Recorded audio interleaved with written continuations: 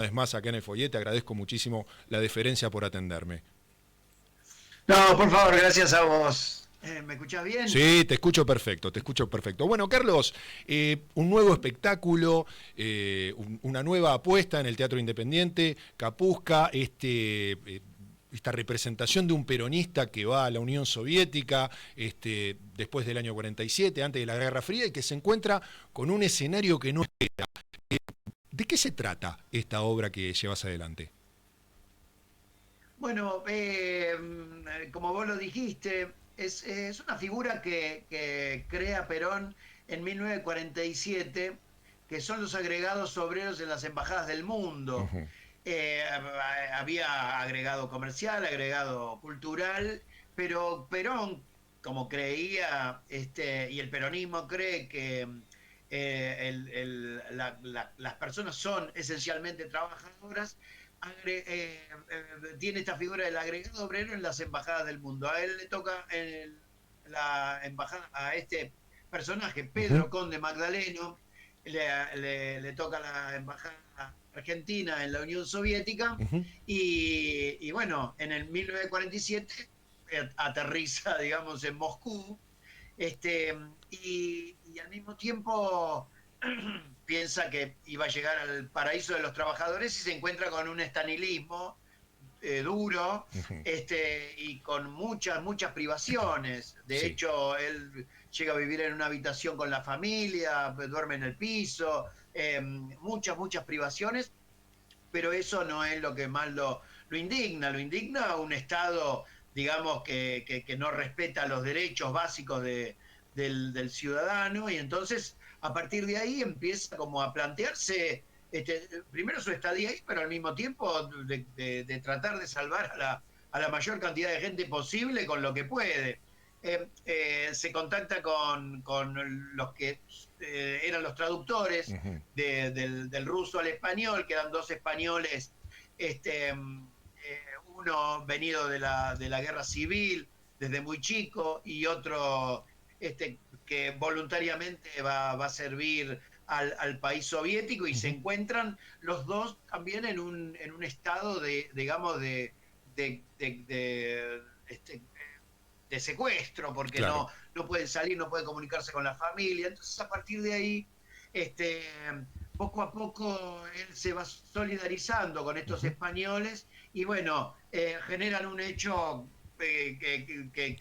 internacional Ujú. delicado, porque como vos bien dijiste, la Guerra Fría todavía no estaba, digamos, establecida, pero ya había discursos que anunciaban, digamos, la separación de la Unión Soviética con Ujú. Occidente. Se generan algunos hechos bueno, establecen esa forma, Ujú. que después se fue dando hasta, no sé, hasta finales del 80, Claro. ¿no? Esa división de la Unión Soviética con Occidente. Pero bueno, no puedo adelantar más nada porque No, la, no tiene mucha spoileemos. intriga. Sí, Tiene mucha intriga la obra también, porque en un momento se vuelve un caso de espionaje, ¿no? Medio como la Agente 86. Yo la totalmente. hice, yo la hice con tono de humor, porque si bien es muy fuerte Ujú. la historia de Pedro Conde Magdaleno y bueno, y todo lo que genera ese hecho, Ujú. este, cuando él va hacia el pasado, él lo imagina como un disparate, como que lo que vivió fue un disparate que ni él mismo se lo cree, ¿no?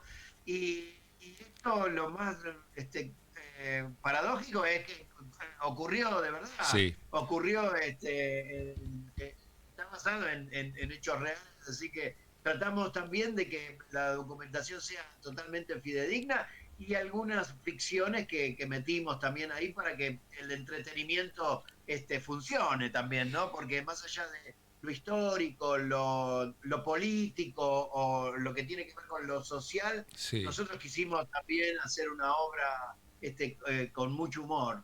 Totalmente. Carlos, vos ahí en la obra haces un paralelismo, una especie de paralelismo, porque la obra, corregime si me equivoco, comienza con este hombre, Pedro Conde Magdaleno, en el año 59, hablando sobre la proscripción del peronismo, sobre algún tipo de traición de Frondizi, y después vos hacés en la obra, o la obra tiene el paralelismo de esta traición al trabajador con el sistema comunista de esa época. ¿Por qué hiciste esa traslación?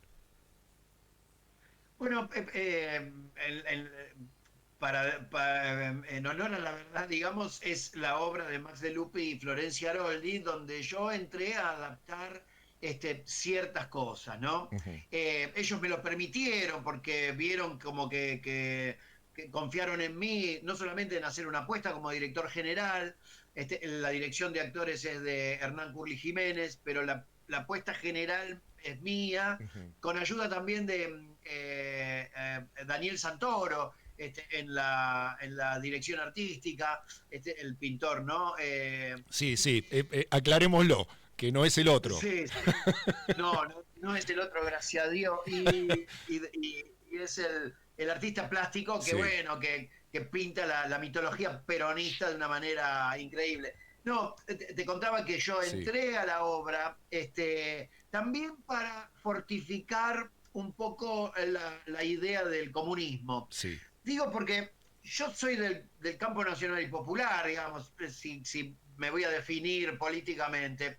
Y yo creo que el movimiento peronista es un movimiento que, digamos, reúne todas esas posibilidades del campo nacional y popular, pero al mismo tiempo también la idea de la izquierda a mí me interesa mucho, Ujú. porque nunca dejo de pensar que la izquierda tiene que unirse en este campo nacional y popular con el peronismo. Es algo que es agua y aceite, ¿no? Pero en un punto en la obra yo pensé que si fortalecía la idea del comunismo traicionado por Ujú. Stalin, yo iba a hablar de la ideología y no de lo geopolítico de 1947, ¿no? Claro. Y de lo geopolítico de 1959.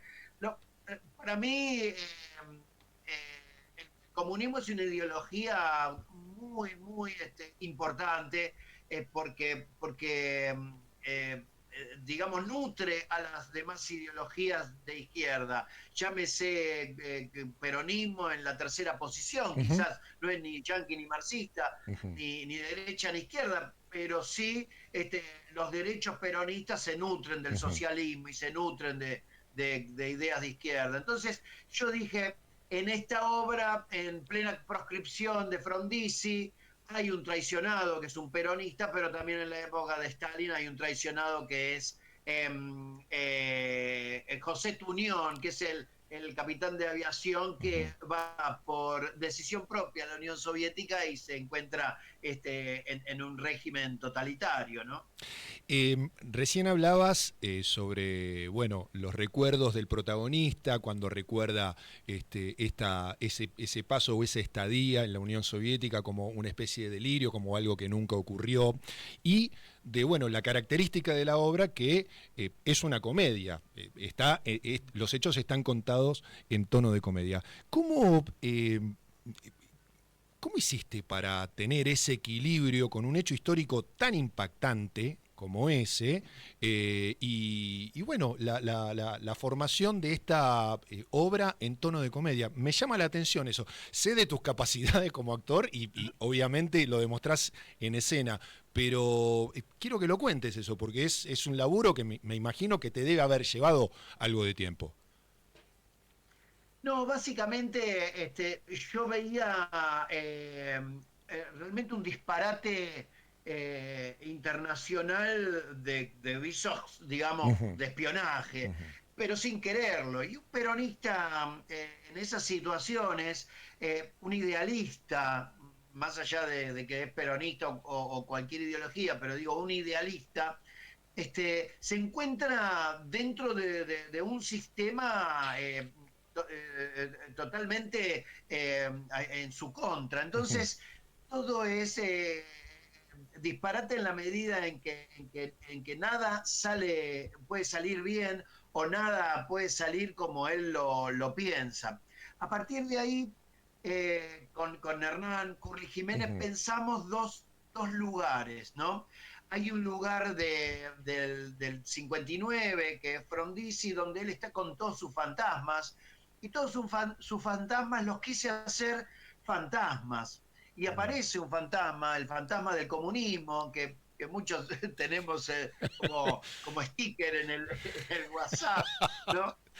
Y aparece como un fantasma irreconocible. Ujú, Y hay una frase que a mí me gusta y que la agregué yo al libro, que es: un fantasma recorre mi alma, es el fantasma del comunismo, ujú. haciendo alusión a la primera frase del manifiesto comunista de Marx, que dice: un fantasma recorre Europa, es el fantasma del comunismo. A partir de ahí, ya es como medio inverosímil lo que pasa. Desde ya que un secretario general de panadería y pastelerías y afines Ujú. sea agregado, digamos, en una embajada en la Unión Soviética, ya hay como una especie de disparate Sí, cuando vos pronunciás esa historia que fue real. sí. A partir de ahí yo pensé que el recuerdo iba a ser en otro tono. Ujú, Primero lo pensamos como en un tono más una forma de hablar, como esas películas del 47, donde hay una forma inequívoca de que es una película de época argentina, ¿no? ujú. Pero también este, vimos que como había rusos, había espías y había problemas internacionales, Ujú. lo llevé más por el lado del agente, el superagente 86 más Willemart, Ujú. donde todos los mecanismos de espionaje son muy berretas, Sí, ¿no? Entonces, rudimentario, claro. claro. Entonces, bueno, hay un código secreto que tienen que respetar, que nadie lo respeta. Hay cuando entran la policía rusa, porque todavía ni siquiera existía la KGB Claro. en esos años, entra, bueno, es también un disparate porque también empiezan como a angustiarse de que están cerca de un peligro, ¿no? Bueno, hay de todo un poco, hay humor, hay espionaje, hay disparate, hay historia, Ujú. hay documentación, porque nosotros lo fuimos complementando con unas proyecciones que dan cuenta de una época y dan cuenta también como por parte de escenografía, pero al mismo tiempo también como documento. En un momento quiere explicarle Pedro Conde Magdaleno, Ujú. agregado obrero en la embajada de Moscú, le quiere explicar a estos dos españoles el peronismo, y los españoles no lo pueden creer, ¿no? Mientras van tomando vodka, que ahí toda la comprensión del 17 de octubre es casi imposible. Em, Carlitos, la obra la presentás en dos salas. Los viernes en una Sí. sala, los sábados en otra sala. ¿Y cómo es la experiencia de adaptar la escena a cada uno de los espacios? Porque son espacios distintos, diferentes, escenografías que tienen que correr. ¿Cómo hacen? Bueno, yo nunca hago las cosas muy correctamente. En ese sentido, siempre le agrego algo, algo de disparate, y en este sentido vimos dos salas que son salas muy queridas para los que hacemos la obra. En una ensayamos y otra vemos la posibilidad de estar más cerca digamos, de la zona de los teatros, Ujú, este, y tenían diferentes horarios. Estábamos los viernes en el Palacio Vitorial, que queda en Piedras 720, que eso es San Telmo, y ujú. estamos los sábados a las 20 horas en el Vitral, Rodríguez Peña 344, a media cuadra de Corrientes y Rodríguez Peña. Pero ¿qué pasa? Al tener los horarios diferentes, yo pensé lo siguiente, pensé que si tenemos la misma tiquetera, que en este caso es alternativa teatral, Ujú. la gente escucha la obra, se mete en alternativa teatral y elige lugar, San Telmo o Corrientes y Rodríguez Peña, horario, si le conviene más a las 20 o a las 21, porque hay distintos horarios, y el lugar y el día, Ujú. ¿no? Sí. Entonces, vimos que lo podíamos hacer. Y al mismo tiempo, siempre estuvo preparada la obra para que haga gira, porque queríamos hacerlo en los gremios, queríamos hacerlo en las provincias, queríamos llevar, digamos, esta obra a distintos lugares. Y es muy simple la escenografía, lo que tenemos es un vestuario Ujú. de época, Sí. pero hay un baúl y hay una pantalla con proyecciones y tuvo una sucesión de proyecciones que acompañan la obra, ¿no? Entonces, como el traslado era simple, quizás también podíamos pensar en dos teatros en el fin de semana. Quiero, antes de aprovecharte y hablar con vos un poco, aunque sea un ratito, sobre el contexto social que nos está invadiendo en estos días, te quiero preguntar algo relacionado con tu oficio. Siendo un actor de una trayectoria tan diversa, ¿qué te impulsa todavía a seguir eligiendo el teatro como tu principal medio de expresión? Mira, yo tengo siempre un pie en el teatro independiente, en el under, y otro pie en el teatro comercial, en el teatro oficial, digamos, ¿no? Este, Más que nada porque los dos me dan cosas diferentes. El teatro comercial, obviamente, que me da un buen sueldo y si Ujú. la obra anda bien, me da algo mucho más estable.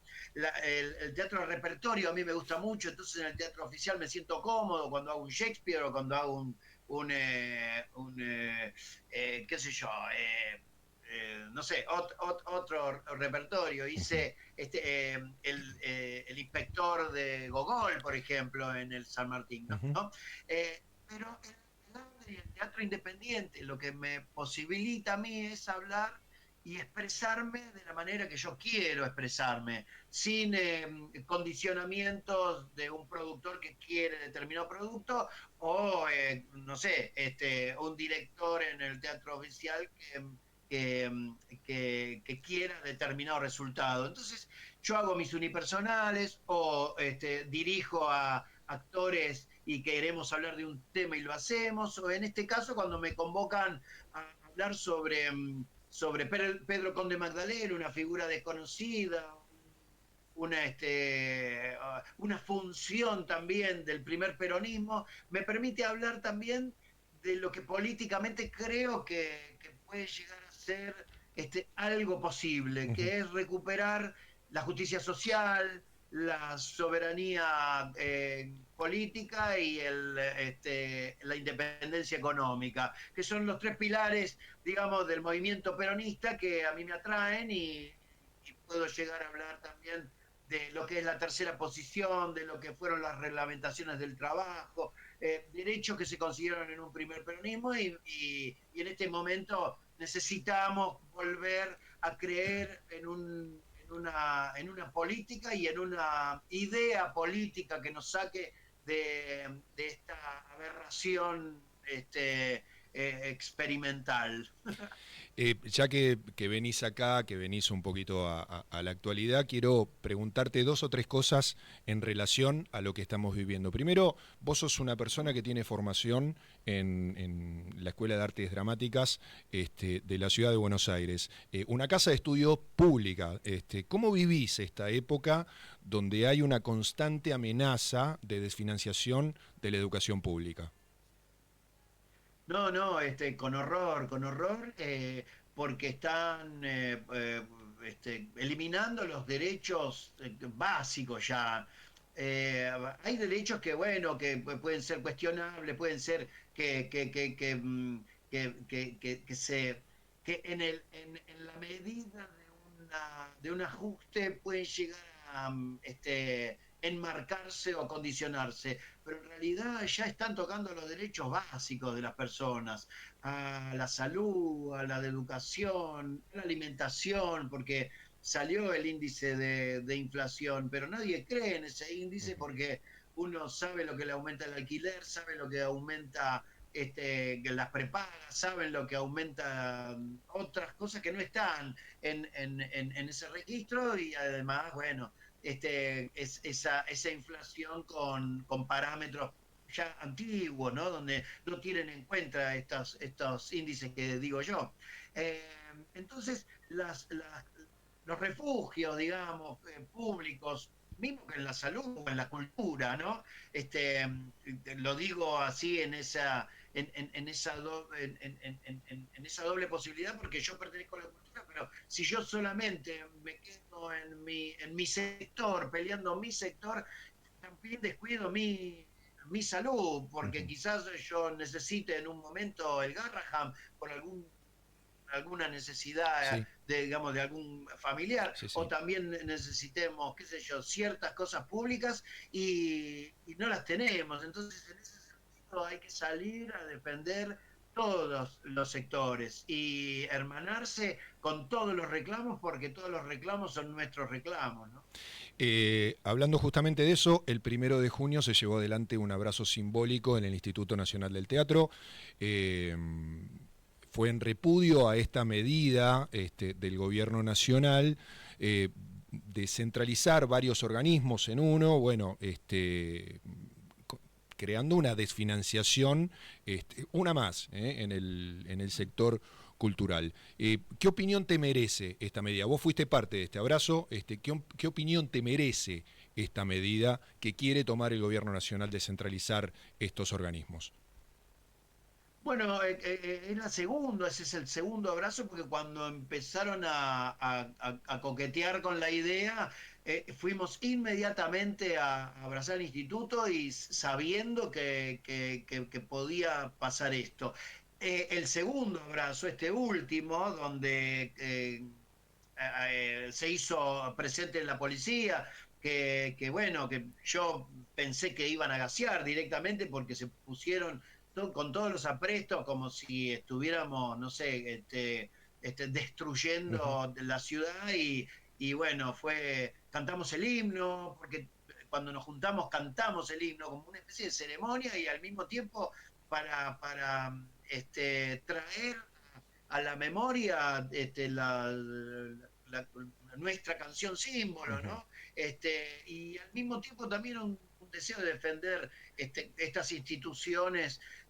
Pero digo, el financiamiento está en todos los sectores, porque el Garraham no lo cierran, pero si vos pagas a los médicos mal, se van a ir los Ujú. médicos. Entonces es lo mismo que cerrarlo. Y lo mismo pasa con el Instituto Nacional del Teatro. El instituto ayuda en la medida que puede y con un directorio que quiere ser equitativo y no solamente a las obras de teatro, a las salas Sí. y a los festivales, que los festivales son muy importantes para el teatro independiente, porque si no, no se difunde realmente tu idea Ujú. y lo que vos hiciste.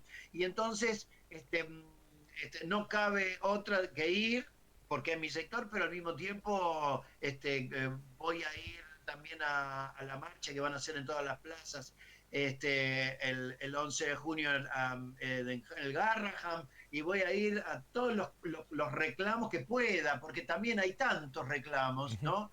Que tendríamos que unificarlos sí o sí siempre. Pero bueno, este es el país que tenemos, un país totalmente con una democracia totalmente bombardeada, ¿no? Te voy a hacer las dos últimas, Carlitos. Te quiero agradecer que la verdad yo cada vez que te convoco vos siempre estás, sos una persona bueno, nunca me dice que no cada vez que lo voy a entrevistar, te lo agradezco de corazón, hemos hecho notas para medios escritos y cada vez que te pido salir aquí en el streaming lo haces con todo gusto. Te pregunto las últimas dos. La primera, considerando tu conocimiento de historia, tu observación de la política argentina, tu formación como militante, eh, Y bueno, entendiendo también la complejidad del tema, ¿qué análisis o sensaciones te despierta la situación política y judicial de Cristina Kirchner hoy? Y muy contradictoria en mi caso, porque a mí me parece como que esto ya se venía a venir, ya se sabe que al tenerlo la Corte Suprema iba a ser un movimiento político y de las corporaciones, porque ya no es ni siquiera del gobierno oficial, sino que ya responde a las corporaciones, llámese Mañeto, Roca o lo que sea. Ujú. Y la quieren presa, entonces dominan esa instancia.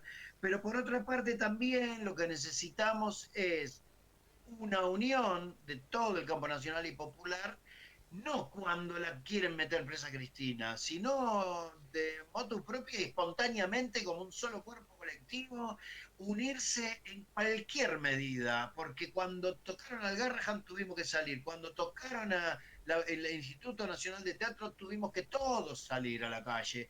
Y ahora le tocan a Cristina, y entonces sí, obviamente tenemos que salir a defender una postura, pero lo veo tan manejado todo, hasta también desde el propio PJ o desde el propio peronismo, que me da una sensación de que estamos correspondiendo a esa negociación. No hay que negociar, es el enemigo que está en el poder, hay que sacarlo de alguna manera.